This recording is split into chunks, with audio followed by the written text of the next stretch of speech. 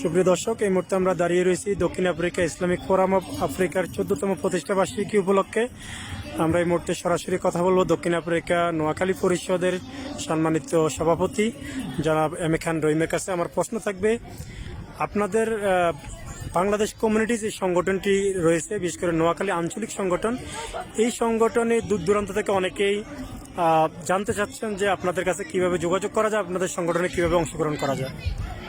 ধন্যবাদ আপনাকে। নোয়াখালী পরিষদ সাউথ আফ্রিকা 2022 আমাদের সাথে যোগাযোগ করার জন্য আমাদের হোয়াটসঅ্যাপ গ্রুপ আছে এবং আমাদের আপনার ফেসবুক পেজ আছে এবং পুরো সাউথ আফ্রিকা নোয়াখালী বৃহত্তম নোয়াখালী, আমি নোয়াখালী বললে ভুল হবে, এখানে বৃহত্তম নোয়াখালীর ভাইদেরকে নিয়ে নোয়াখালী পরিষদ গঠিত। বিশেষ করে নোয়াখালী পরিষদ হচ্ছে ফেনী, লক্ষ্মীপুর এবং নোয়াখালী। আর আমি অত্যন্ত আনন্দিত আজকের এই অনুষ্ঠান যারা করছেন ইসলামিক ফোরাম অফ আফ্রিকা, এত সুন্দর গ্যাদারিং অনুষ্ঠান আমি দ্বিতীয়টা দেখি নাই। খুবই সুন্দর অনুষ্ঠান হচ্ছে।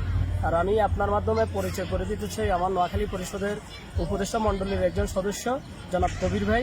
নোয়াখালী পরিষদের বিষয়ে উনি কিছু বলবেন এবং নোয়াখালী জি কবির সাহেব, আপনাদের নোয়াখালী পরিষদের যেহেতু আপনাকে সম্মানিত উপদেষ্টা, নোয়াখালী পরিষদ সম্পর্কে আপনার অভিমত প্রকাশ করুন। আসলে আলহামদুলিল্লাহ, আমরা সবাই বিদেশে আসছি, এখানে আমরা কীভাবে ভালো থাকতে পারি দক্ষিণ আফ্রিকার জমিনে এবং কীভাবে একে অপরকে সহযোগিতা করতে পারি, এই উদ্দেশ্যে আসলে একটা সংগঠন, একটা অর্গানাইজেশন গঠন করা। তো আমরা চেষ্টা করবো ইনশাল্লাহ নোয়াখালী পরিষদের মাধ্যমে আমাদের যারা এরিয়া ভিত্তিক লোক আছেন নোয়াখালী, ফেনী, লক্ষ্মীপুর এবং সবাইকে নিয়ে একটা ভালো অবস্থান তৈরি করা এবং একে অপরের সুখ দুঃখে হাজির হওয়া, একে অপরের খেদমত করা, এটি আমাদের মূল উদ্দেশ্য।